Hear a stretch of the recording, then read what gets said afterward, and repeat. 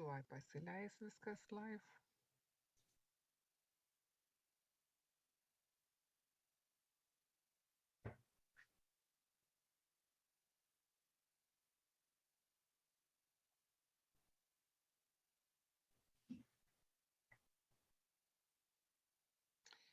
Okay, so we are live. Oops.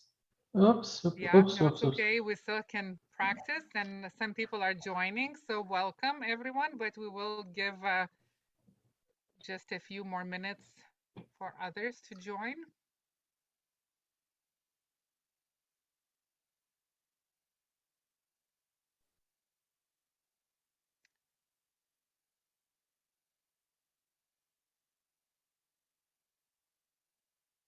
Okay.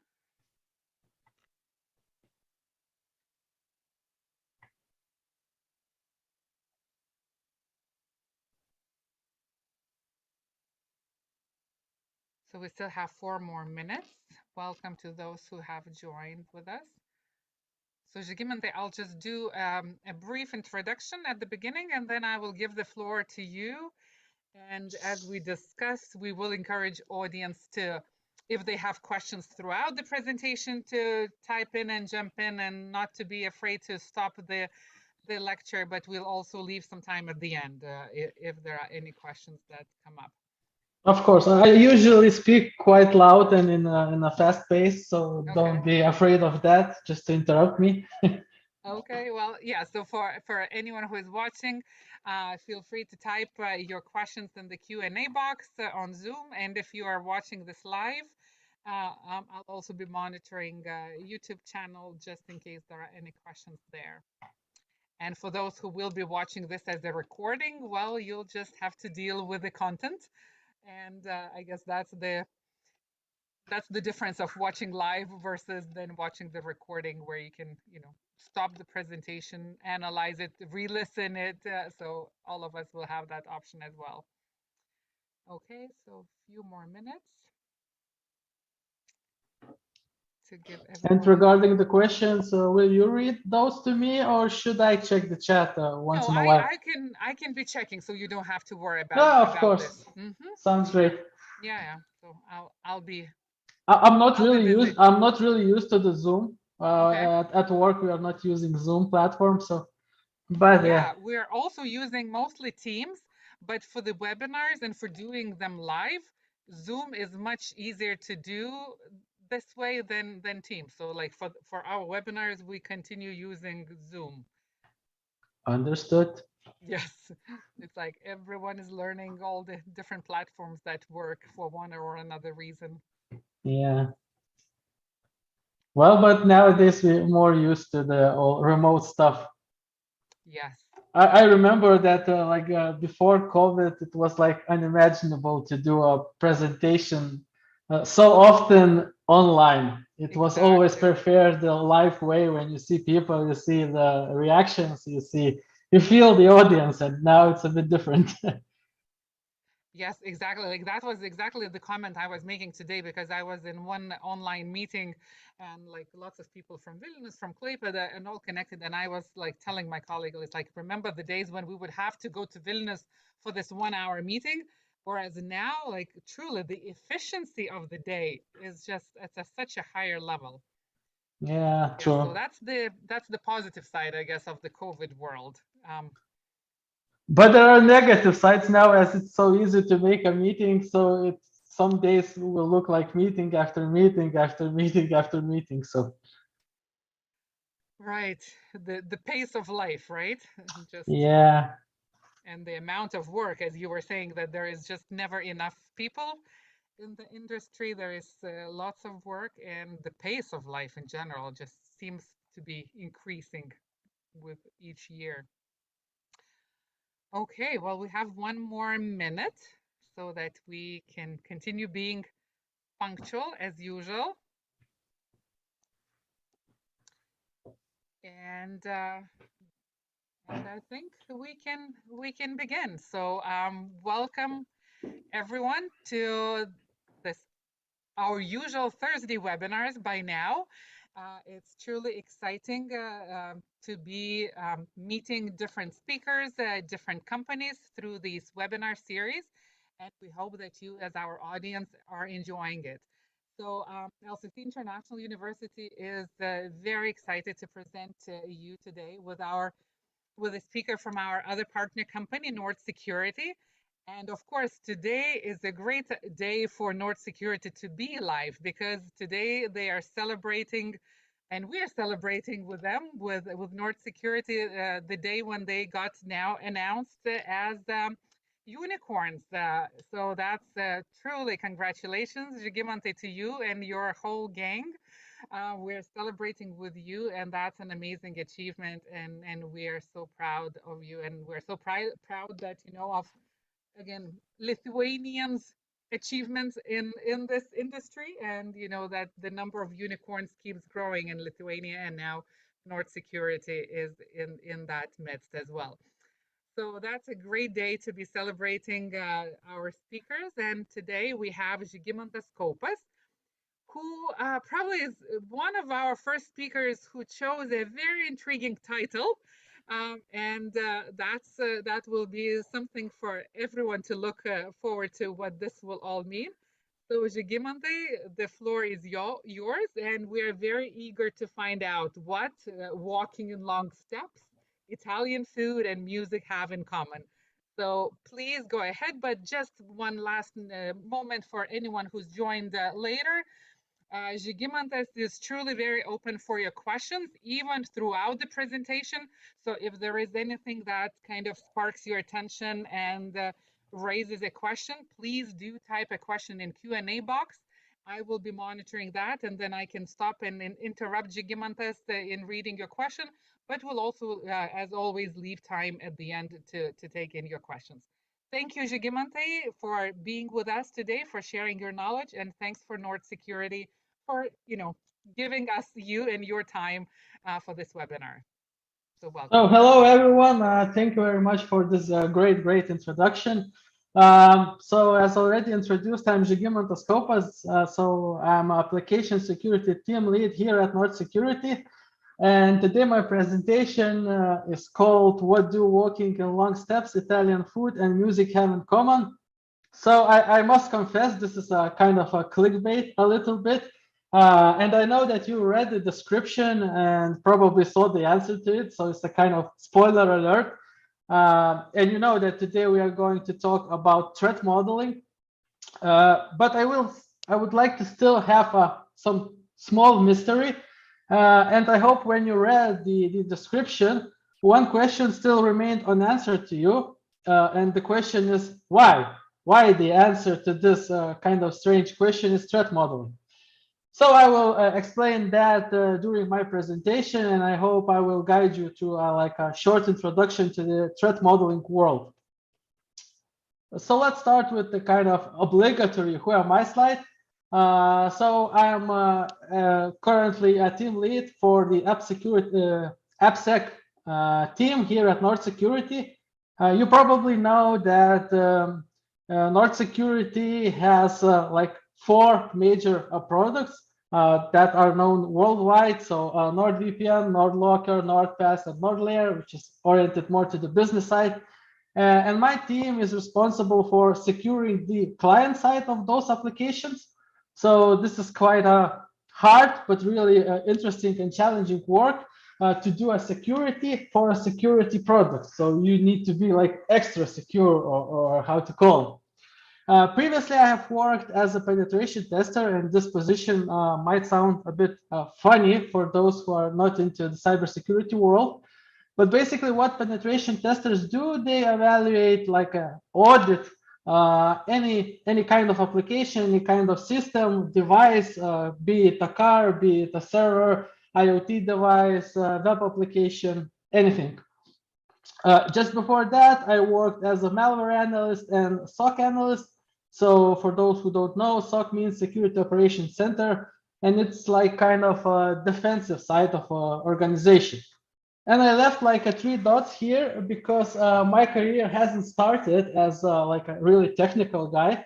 I started with the social sciences, And just later on, I gradually moved to IT world, and I never regretted that. And I see that like as an amazing opportunity to do what you like. And well, that's a world with amazing challenges, and cybersecurity is like especially the part of it. Okay. So let's start with the topic. What is threat modeling? So by definition, threat modeling is a process of systematically identifying assets, brainstorming ways to compromise those assets, and designing ways to defend them. You could find like a lot of different definitions for threat modeling, but I like this a lot because it clearly shows like three parts of the process. First one being that you need to identify the assets. And here the very important point could be like a quote taken from the world of internet, that you can't defend what you don't know. So if you have like a kind of server which is hidden from everyone's eyes, even inside the organization, how you plan to secure it? It's no way to do that. Basically, that might sound like an easy problem for a small company which has like a really small environment and ecosystem. But if we talk about big companies, then you can imagine there are a lot of processes, a lot of servers, a lot of moving parts, which you need to eventually secure. The second part of this definition talks about compromising those assets. So at this point, you need to think like an attacker.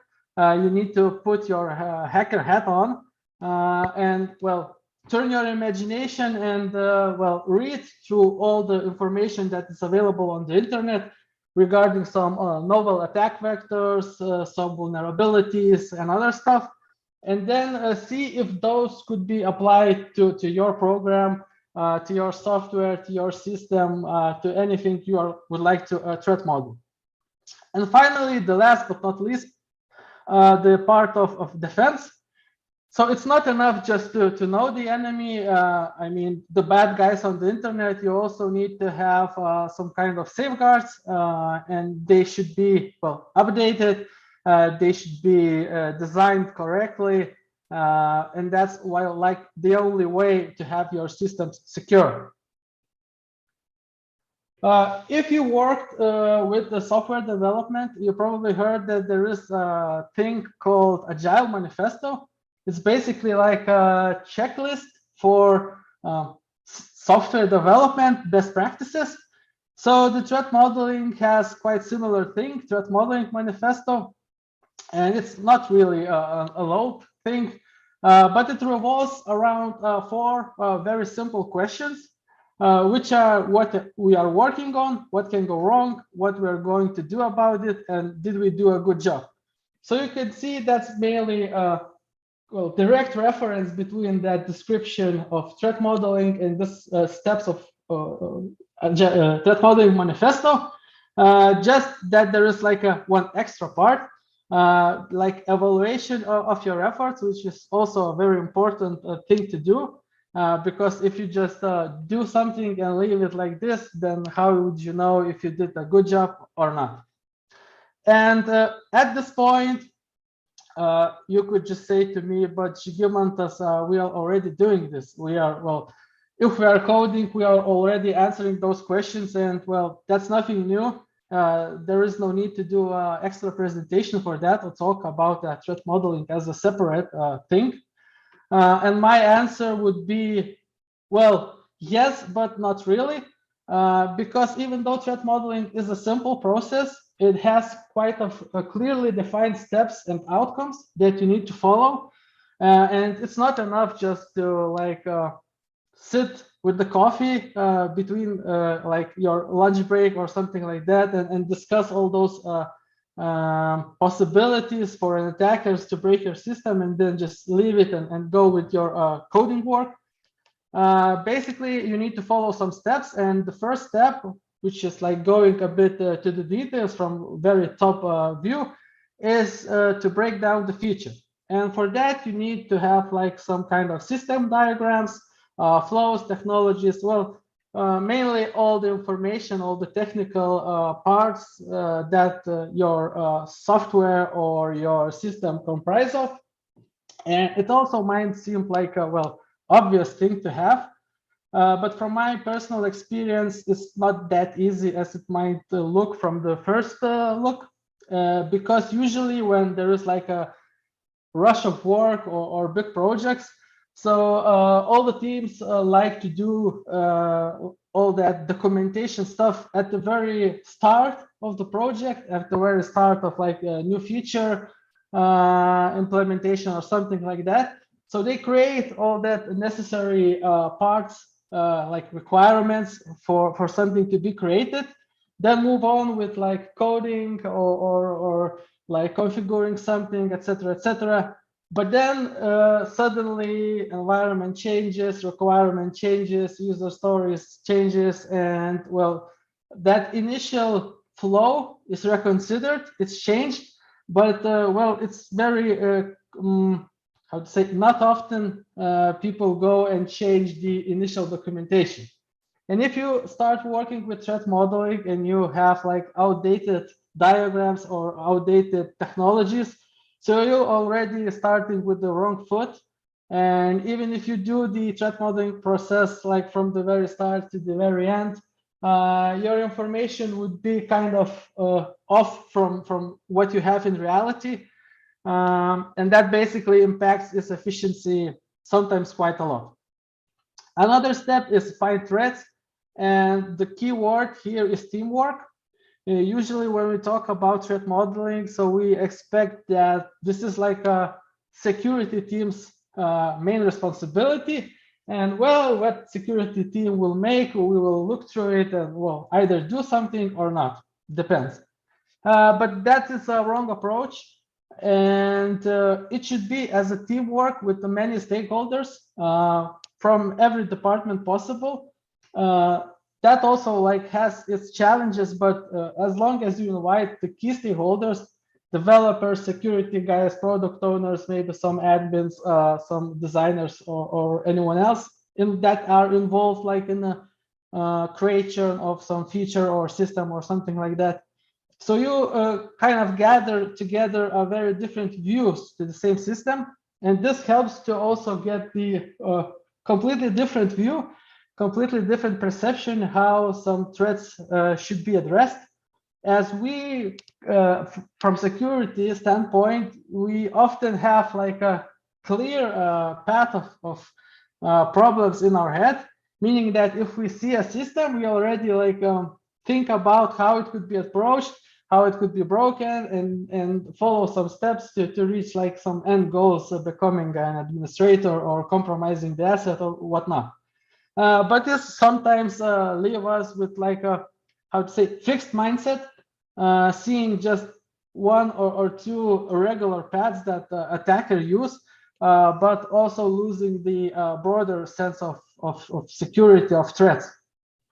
Third point is threat prioritization. So you can imagine that it's impossible to defend against any, like all the threats any of your system have. You could always brainstorm more and more and more. So you just need to draw a line somewhere in between and just work with those threats that are really actual to your system and that could make a, well, big impact, because not each and every threat is like equal to your security posture. And the final step is threat mitigation. So that's the answer how we address them. And during my presentation, I will go a bit off, to say the truth, to risk management strategies. And you will see what are the possible options here. If you try to Google threat modeling process, you could often see similar diagrams as this one. And well, it's basically a correct one. At least all the parts are in the right places and it shows the threat modeling process quite well. But in my opinion, it has one quite big conceptual issue, and which leads to the threat modeling process being inefficient if you started with this flow. And the flow is that the issue is that it has a clear start and a clear end. So usually, if you do the threat modeling in real life and follow this path, for example, if you create a new system and you start threat modeling, finish threat modeling, and well, basically forget it, then such approach is really inefficient. That system will change quite fast, I guess. Usually it is so. And then your threat modeling suddenly becomes obsolete and outdated. So the better diagram, in my opinion, is more of a circular, as everything in security world, well, we are kind of all the time running in circles, trying to defend, see if it works, if not, changing something, going back to see if that works, etc., etc. So any process in security world, including threat modeling, basically has no clear like end or beginning. When you start it, and if you finish it somewhere in between, so you kind of lost all the value of it. Another very important concept, if we talk about threat modeling, but that relates more to the software development side, so is the concept of shifting left. It's also nothing really new, but it started to gain traction, well, kind of recently, if that's a correct term. And basically this concept says one simple thing, that you should find defects in your coding practices as early as possible. At best case, during the requirement stage, and not when the application goes into like pre-production or even into production stage. Usually when security guys test some things, do the pen testing job and the audits, they like to see every part's like working correctly. They like to have like an application binary that you could install, you could analyze, you could run through many tools, etc., etc. But nowadays, more and more teams, security teams, try to involve themselves into the requirement stage when we could really do the threat modeling, as there is no code written yet at the moment. So everything you think about that system, about its risk, revolves around like well, conceptual issues that you just well, brainstorm during some sessions and think about that like they could somehow become real. If you if you do the coding wrong, and that has a one huge benefit comparing to that more traditional method, because when you do the testing at the last stages of software development, every issue, at least every very important issue, like a critical one, means that you should start the whole process again, do the fixing, do the testing and all other stages. You can't just live with the critical issues, especially if they are security ones. So all those fixes means a lot of money, a lot of developers' time, and losing the competitive advantage for sure. So threat modeling has quite a lot of benefits. So just here are just a few of them. About the first one, I spoke already about the fixing vulnerabilities before they're even coded. The second, also important one is that with threat modeling, you could find design flaws that are unique to your application. And this is directly related to what I meant to you about the fixed mindset when like attackers or even security guys analyze the application, and they always look for the most common issues and they try tools with some payloads or something like that, which all, if not coded like in a specific way, they all test the most common scenarios, most common issues. And this way you may overlook something that is very unique. Especially if this is like some kind of business issue, which almost none of the security tools will detect, but that doesn't make that business issue anymore like a real problem to you or to your application. So threat modeling would definitely help here. It will get you the like top view, very high level view, and you will see which parts you cover, which you don't. Regarding the other benefits, so it will help the security team to confirm if the issue is practically assailable. So that's kind of reverse thing regarding the last one. It means that if you have very good threat modeling diagram, you could present it in your team, in the security team, and they already know if some paths of testing are already how to say secured, and don't waste just time trying to break through many layers of security to finally realize that you put some kind of incredible block at some higher level. So this is also like saves the time and of course money for everyone. And finally, last but not least, a well-documented threat model provides assurances. So this directly relates to what I told you regarding the chats by the coffee. If you document it well, even after a year or more, you will see what you were thinking about the risk of your system and software at that time. And you will see if, for example, some issues were not that important at that point, or you already tried to fix it and you failed, or you just completely ignored it or missed that.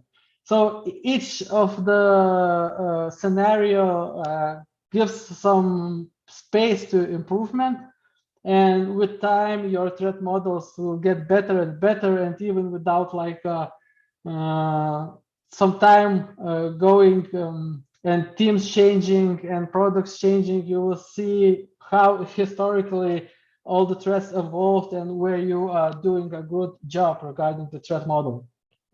But not everything is like just nice things about threat modeling.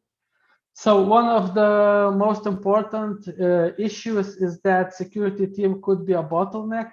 So if you expect that only security team will work with your threat model, so then it's an issue. Basically, we don't have that much resources as other teams. For example, it will be always more developers in the company, in the team, in the product than security guys. It might be more like QA specialists than security guys. So that could be like just a normal lack of time. Also, from the development standpoint, what else than the developers who code the application know it that well? So they should be like some kind of drivers for the threat modeling, as they know all the bits and pieces, and if they cut some corners, so they would definitely know it. And for security team, they would need to spend some time trying to find all those like hidden places that could go wrong. Another issue is regarding the time. You know that, as I told you, that this activity without the clear start and end, but even the single session, when you try to do a threat model of like some kind of function, some kind of server, some kind of software, it's like, well, there is no strict rules how to do that. And you could go really deep into trying to explore some exotic cases or cover some really exotic attacks or attackers. And this would definitely waste the time. So you should be very like strict to the point. And you should already agree before even the first meeting how much time you will spend, and that you will stick only to the most important parts of threat model.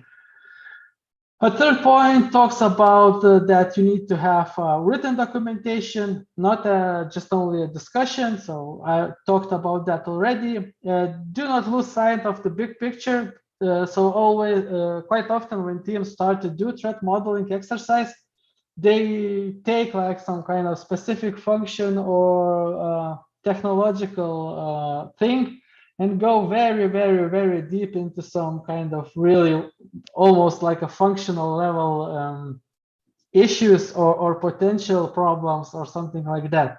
So that's not really the activity of threat model, as you need to look like from bird's view to see if the some kind of problem comes, be it an attacker, be it something like well, natural disaster even.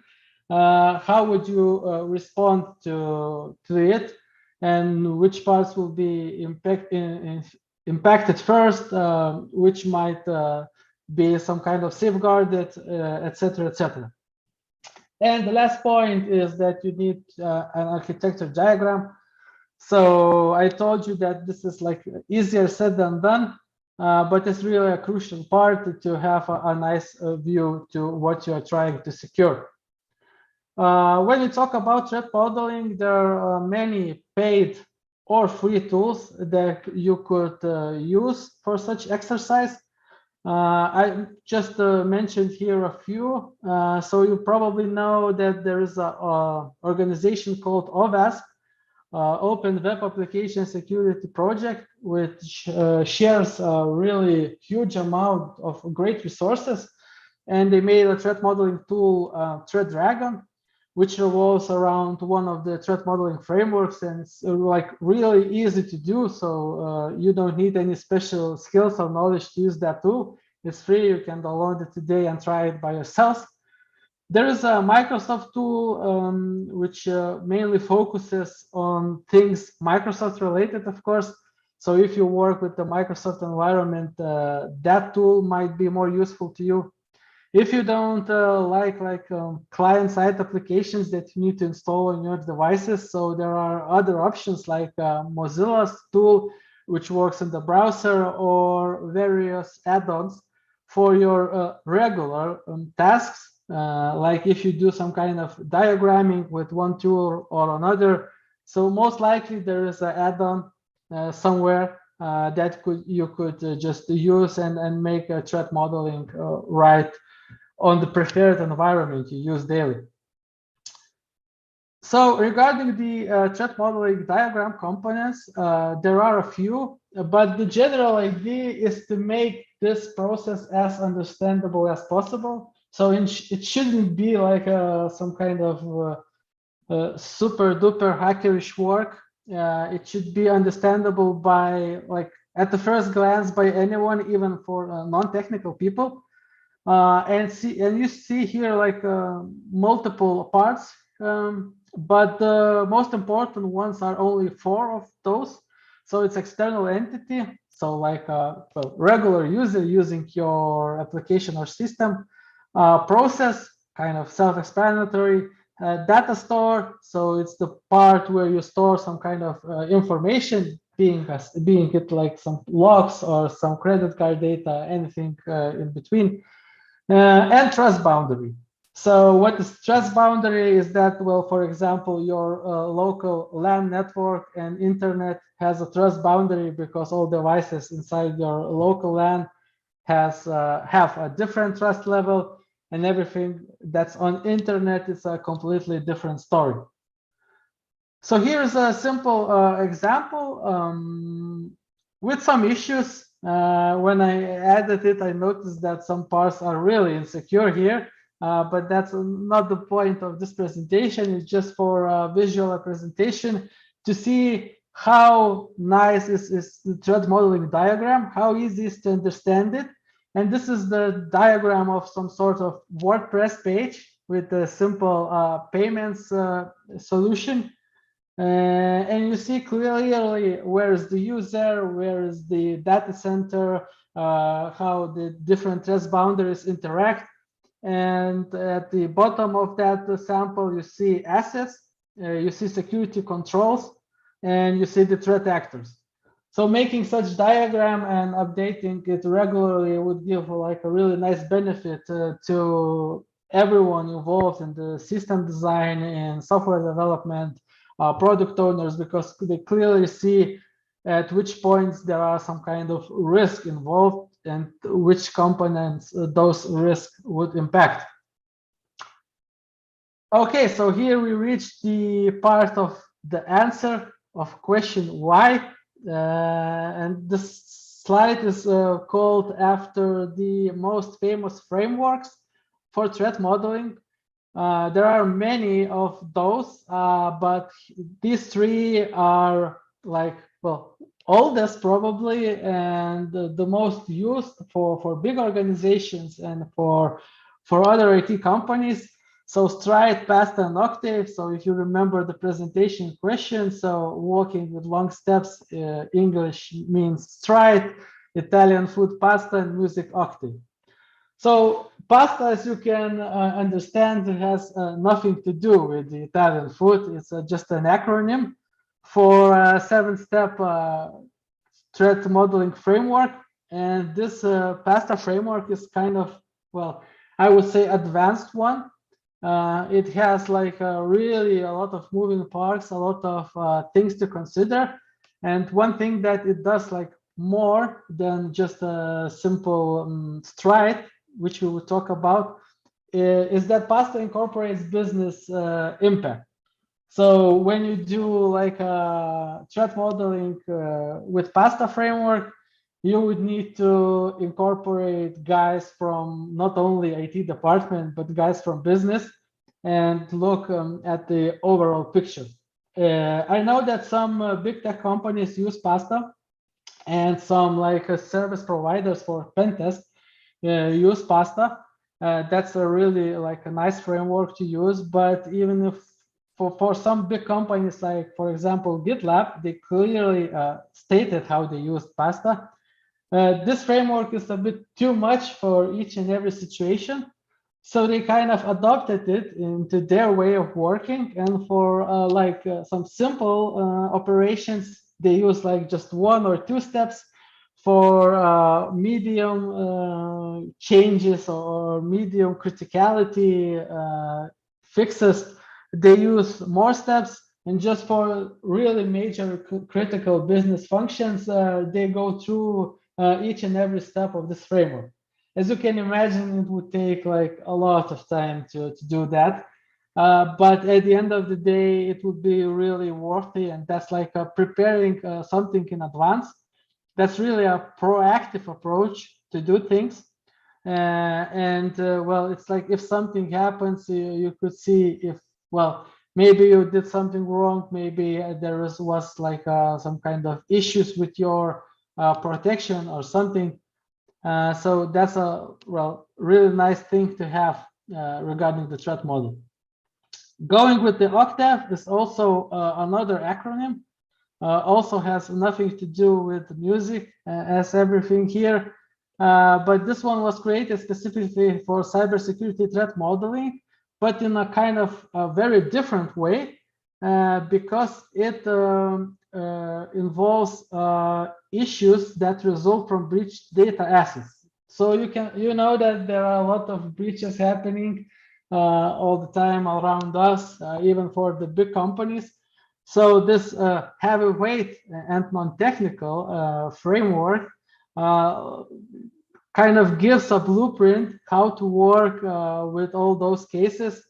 And it's like, it needs completely different preparations regarding threat modeling compared to pasta or stride.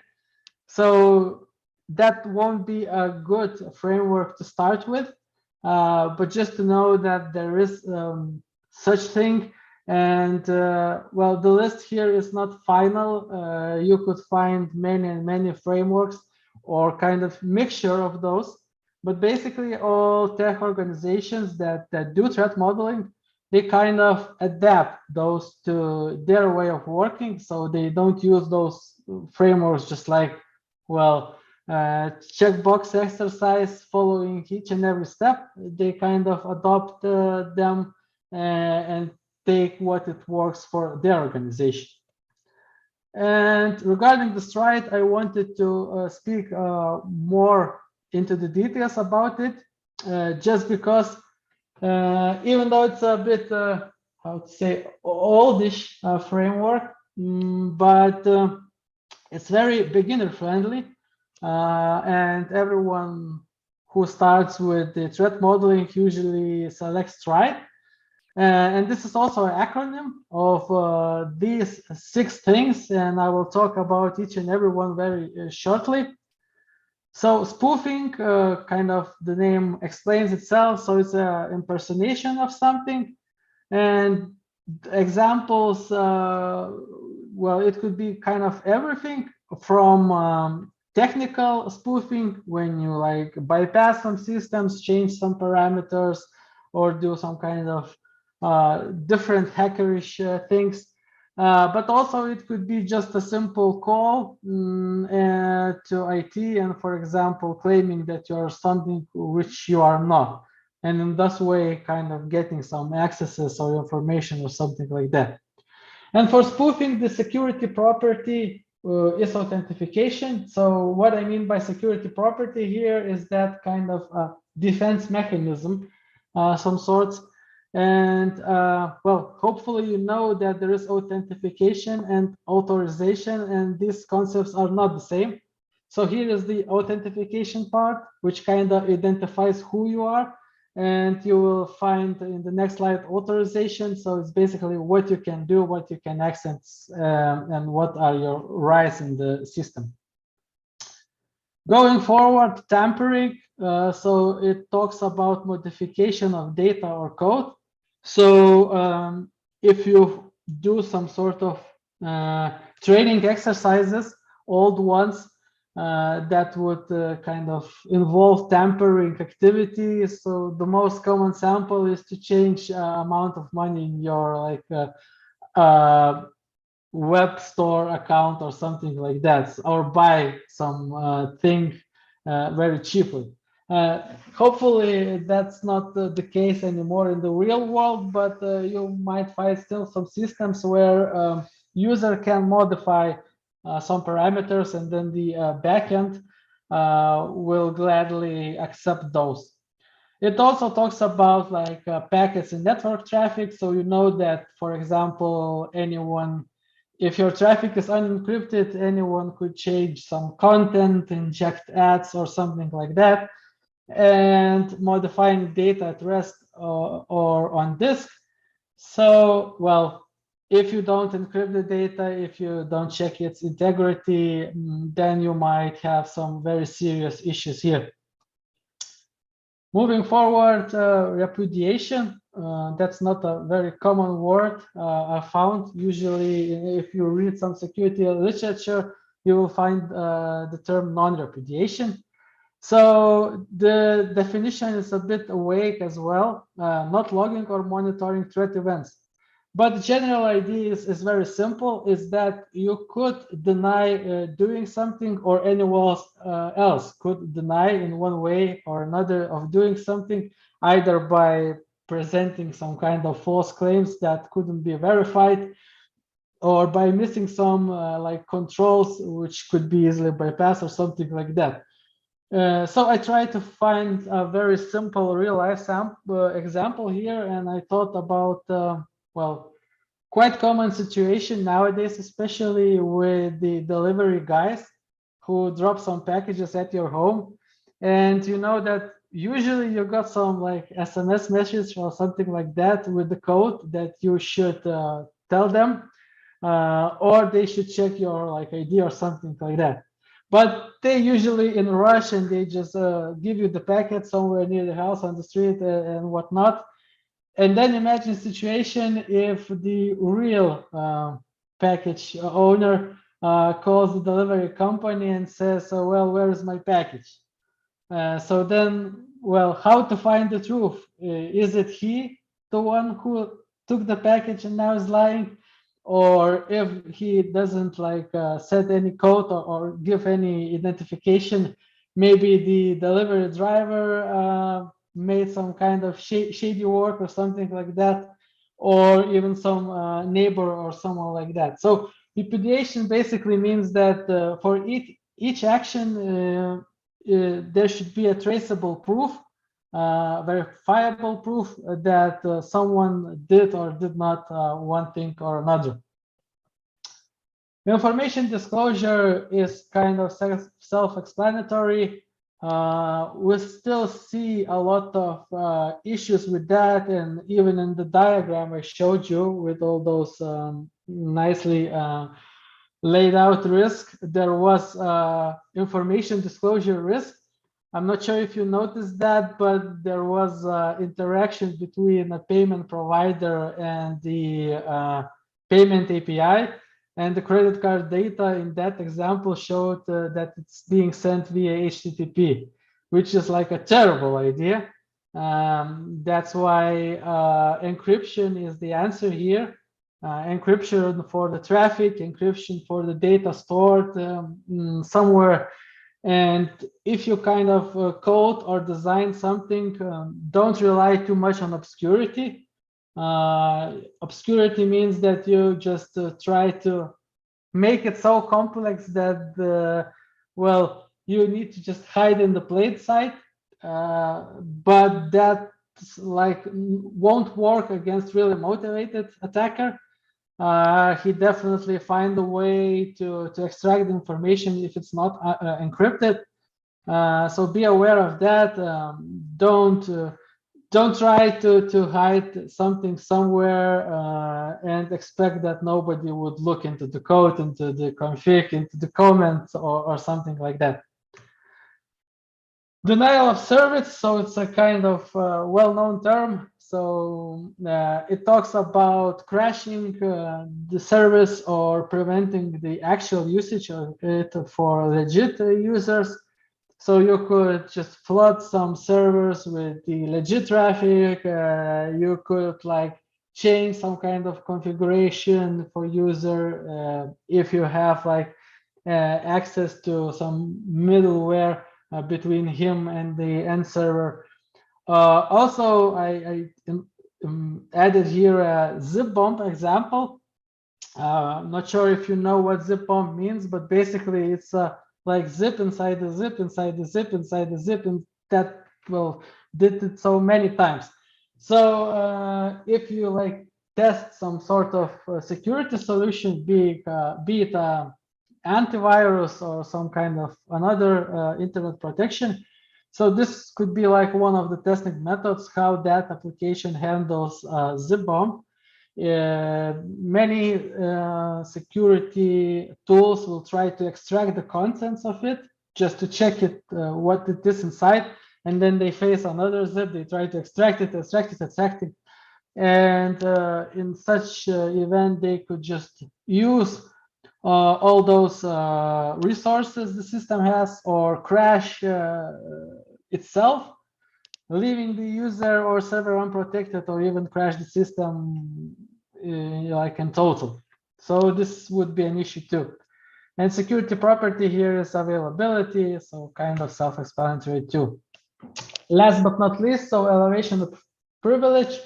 So this relates more of those like exploits you heard about in news and in internet articles. So usually when there is some sort of exploit, most of the time it talks about elevation of privilege.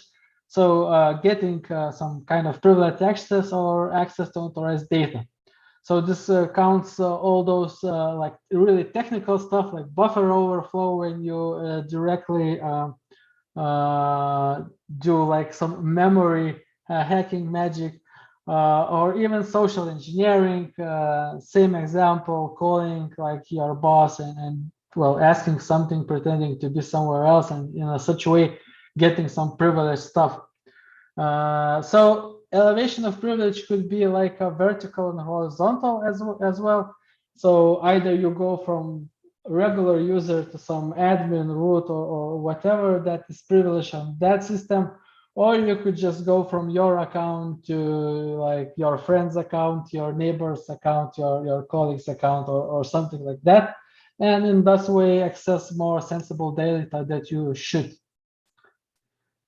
And one very important point to note here, that your threat modeling program may fail before it starts if you overthink where to put a particular issue, to which category.